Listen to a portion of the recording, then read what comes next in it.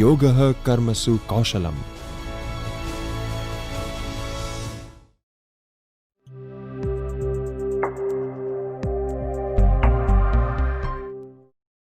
So, specifically, if you are talking about developing strategy in the higher education, then these are certain factors that you need to look into.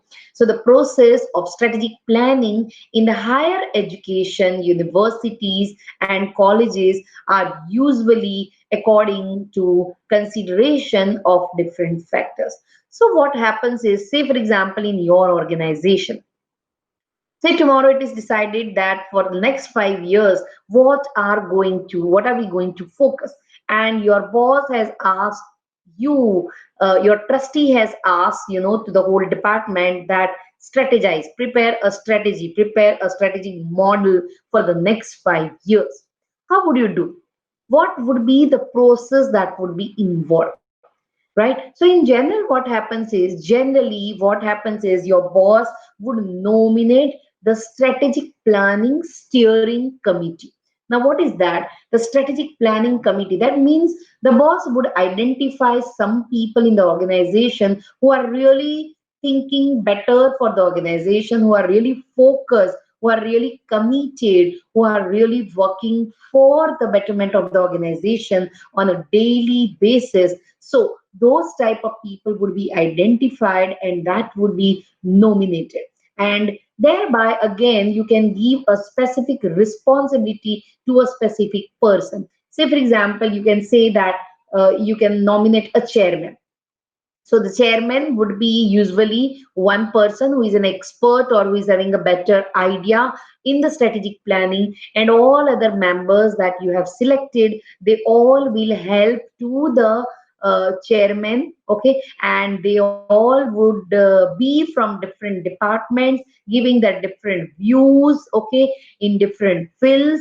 And then at least one member who is representing the committee would be from the external stakeholders. So say for example, one of the representative of the government, one of the representative from the different university, one representative from the students, the union side, one representative from the batch itself, one representative from your department, one from other department, one from finance department in the college. So like that, what would happen is, first of all, you would build a strategic planning committee. And while you are framing this committee, you would make sure that you have a mix of the people. It is not necessary that you have a people from only one background or one department. You must have a people from the finance who knows about the funding, must have a people from the department who is having a knowledge of the subject, must have a representative of the government, must have a representative of the student union, so that what are the demands of the student, what do they expect, that is known to you, right? And considering all and everybody's opinion, you can frame the strategy well. And so the first step in the strategic planning process in the higher education is to nominate the strategic planning committee. The second step is formulates the college mission and a vision. Now this is very, very important, right? Once this committee is established, then what they would do is they will try to streamline and they will try to put on a paper what actually is the mission, what actually is the vision, why are we running the college, why are we running the university, why are we running the department, where we want to see ourselves after 5 years, right? So ultimately, what is the mission? What is the vision? Because if you clarify it well, then it would depict the college or university's philosophy. And once that philosophy is made after considering all the committee members, right, and different stakeholders from the internal and external, it would give you a better vision and a vision to your organization or your department. So once you have a vision or a mission of your department, then what would happen is clearly people would be, knowing it, and then they would try to work towards that. Once you have a clarity of the mission and vision, the third step is environmental scan and a SWOT analysis. So what you would do is both external and internal environment you already have analyzed. You would also try to look into the SWOT analysis. You would ask, you would try to convert your weaknesses into strengths. Say, for example, considering the student's union or considering the student opinion, somewhere or the other way, your weakness may be converted into a strength. So, what you would do is for your organization, you would do the SWOT analysis, you would scan the external and internal environmental factors. The strategic planning steering committee also evaluate the difference between the current situation and the desirable future situation according to the mission and vision of the organization. Now, once you are clear with that, then there would be benchmarking. What happens is benchmarking here means usually universities and colleges they select one of the comparable higher education institution. Say for example, now the mission of let's say there is XYZ university and the mission and a vision is to be excellent in a research. Now, if it is your vision that you want to excel in the research, okay, then what you would do is you would benchmark the type of institution, the type of higher education institution which is already good in research, which is already best in the research. Okay, and then that you would follow that institution as a standard, and you would then try to compare the standard with whatever you are doing actually. And that would be the key performance indicator for you. The next would be strategic programming. Now, once you have done the standardization, then the committee address the strategic issues and set the strategic goals. Now, when we are saying strategic goals and strategic issues, then we are talking about a very, very specific methodology that we are adopting for the strategic development, for the strategic process of the organization. So, an operational plan will develop for implementing the strategy. The operational plan will include certain number of projects. For each project, a detailed roadmap would be decided. So, say for example, the mission is to go for excellence in research. Then, in the strategic programming, you would identify different ways in which you can excel in the research. And for each way, say for example, participation of the students in research, participation of the faculties in the publication, participation of the staff in the conferences, okay, presenting different ideas and a discussion. Say for example, you would prepare a research plan, you would prepare a strategic programming, and in that you would find out different ways, and for each way you would try to prepare a road map. And once you prepare a roadmap, your planning, your programming is done. Once you do this programming, lastly what you would do is you would implement the strategy. And once you implement the strategy, then again the things are not stopped. What you need to do is you need to evaluate and you need to review the strategy. The review of the strategy on a continuous basis would be very, very important aspect. Why? Because once you set up the things and then if you assume that everything is fine and fantastic and we are doing the best, but then it is not necessary. You need to review in between that whatever actions you have taken, whatever programming you have done, and whatever activities you are performing, that is as per the plan or not, right? And that is why it is very, very important to look into the strategic development process in the higher education institution. Now, the next important thing is here when we have said about the model, right? The model, when we are saying, say, for example, you have been given a finalized to task of developing a strategic model. We have seen already that, steps that is needed to be observed, right? We have seen that, the institute should look into this process. But once this process is done, what they would do, they would focus upon three things. First is strategic position. Second is strategic choices. And the third is strategy in action. Now, let us try to look into one after the other. What is the meaning of all this? Friends, when we are saying strategic position, strategic choices, okay, that means somewhere or the other way, we are talking about, the challenges that are faced in the higher education institution. Just observe this model, right, which is talking about the challenges which the institutions are facing nowadays, right? Say, for example, the technological updation. We require to do a lot of courses on the e-content. We are nowadays looking into teaching online, okay, or developing a MOOCs or developing a e-content or online courses. It is a high demand nowadays, right?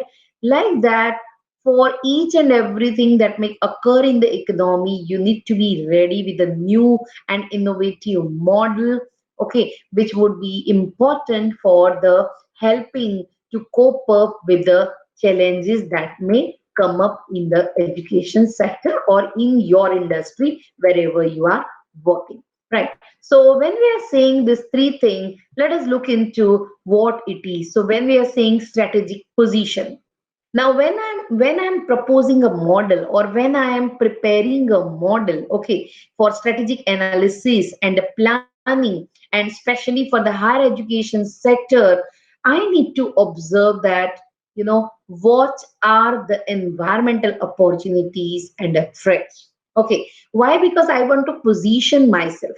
I want to decide where exactly I would be, what would be my position, which is called a strategic position. So for putting myself in a particular position, I need to analyze the environmental opportunities and threats. Okay, so I need to look into what is good for me, what is bad for me, what are the opportunities that are available, and what are the threats that are there. On the other hand, I would also look into what are the university or college strength and weaknesses, right? So first case, I'm looking into the opportunities and threats. In the second case, I'm looking into the strengths and weaknesses of my own college, my own institution, or my own university. Many times we have very, very good, infrastructure, but we are not able to analyze it because of the lack of students, and lack of student is because of the lack of marketing. So lack of marketing activities and less number of students, that can be my weakness, but my strength may be a best infrastructure.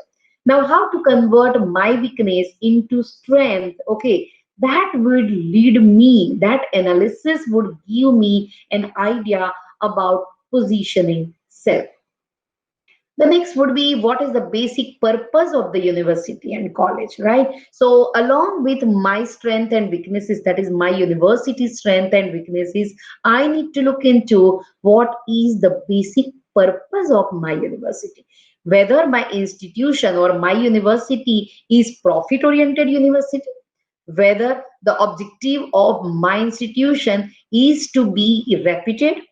Okay, whether the focus is on quality education, whether the focus is on excellent in research, whether the focus is on providing education to masses, okay, whether the focus is, to have best utilization of the resources and provide best education.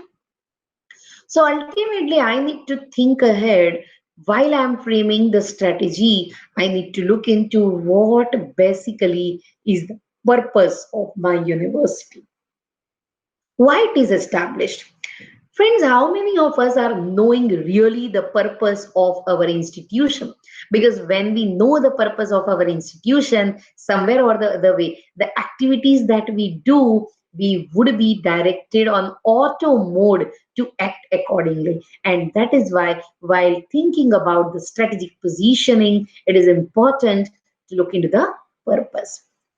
In addition, we have to look into how does culture fit the strategy.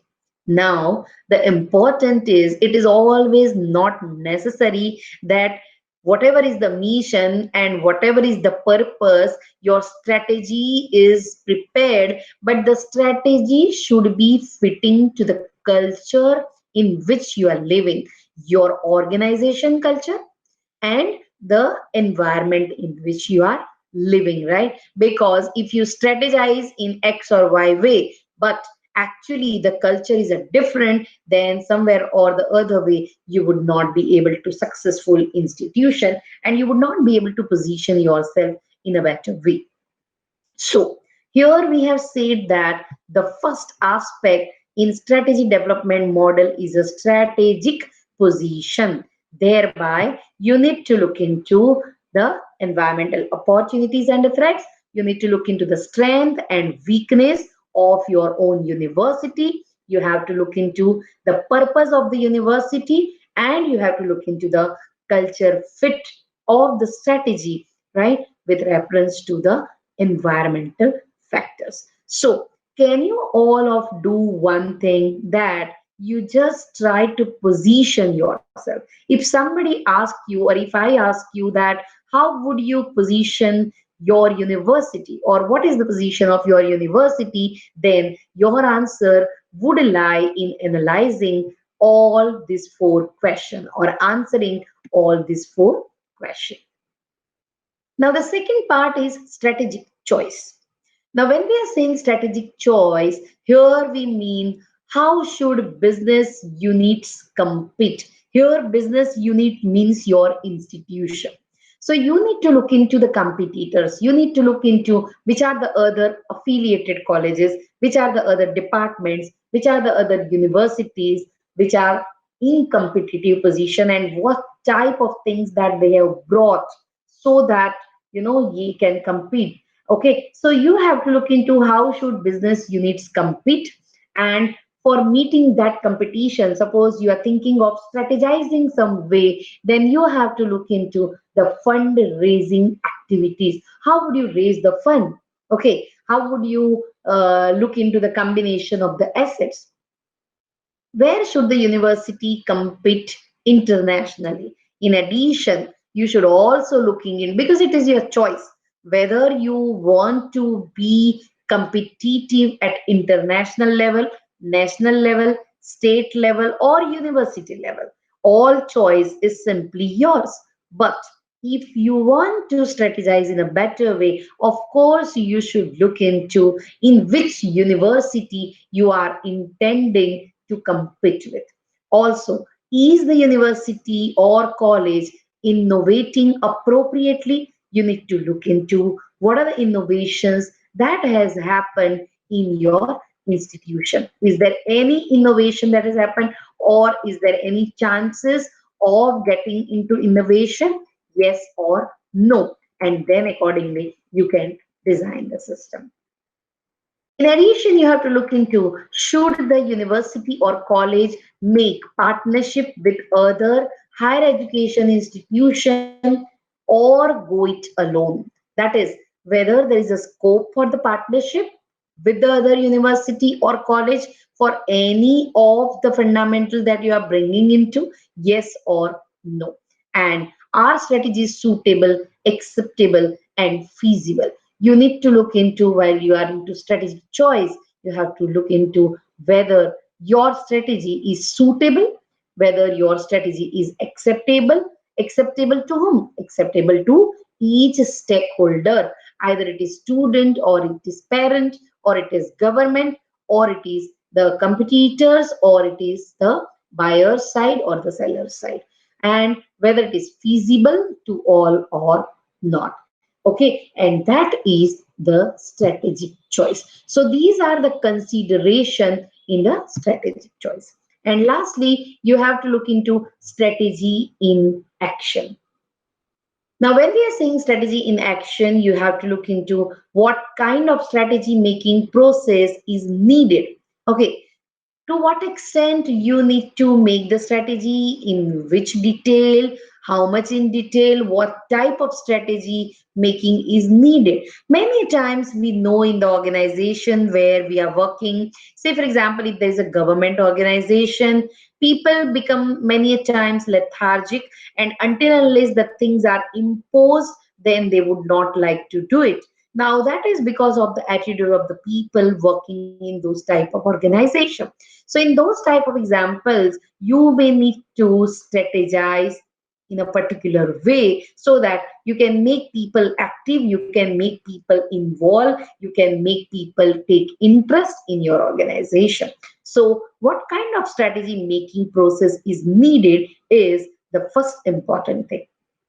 The second is what are the required university or college structures and systems. So, what are the requirements of the university structure or a college structure, or what is the requirement of the system? Minimum things that you would like to do.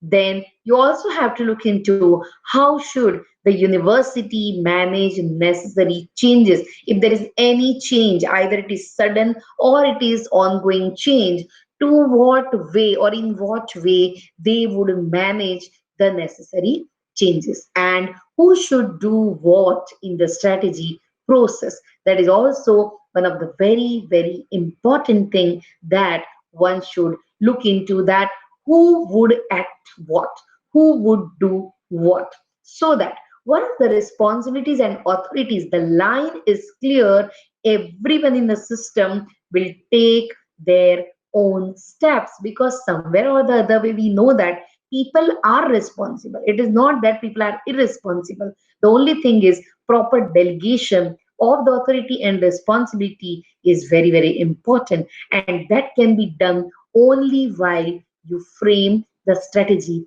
in action, right? So when we are developing a strategy development model for a higher education, these are the three things that you should keep in mind. So, say for example, if I say you that visualize or just try to look into what is the mission and vision of your organization, what are the value systems of your organization, and then develop strategic development model. Many times we feel that it is always a top down approach, the top will decide and we would do, but actually it's not like that. At each level you can make a strategy. Say for example, I am a faculty. Okay, so for faculty, if I want to categorize these three things and develop a model, I would look into strategic positions, strategic choices, strategy in action from the perspective of whatever act or whatever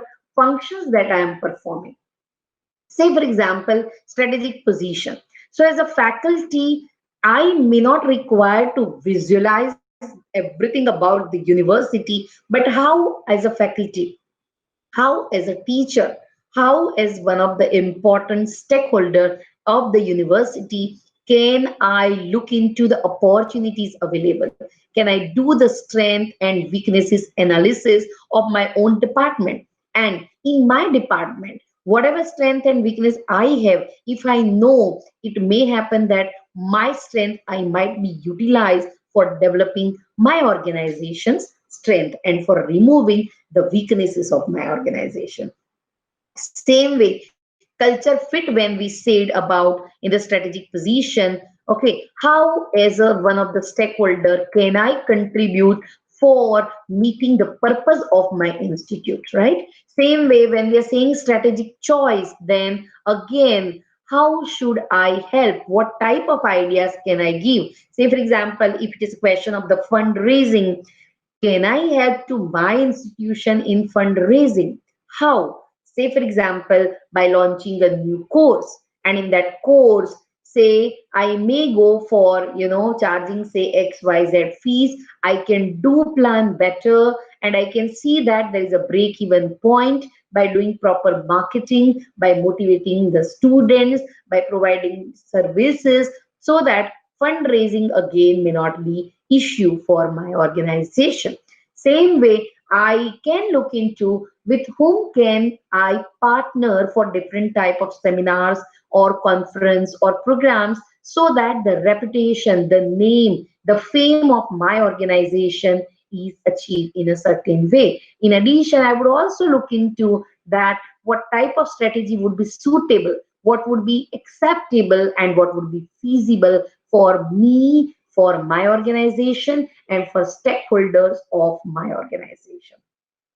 And thirdly, as a faculty, I would also look into strategy in action, whereby I would say that what are the required changes in the structure and system. Many times we are into the system, we know better what are the changes that are required, but then many times we think that what is there in for me? I'm getting a salary at the end of the day, at the end of the month, right? So why to think so much? Let me go ahead with my teaching, finish my job, and that's all.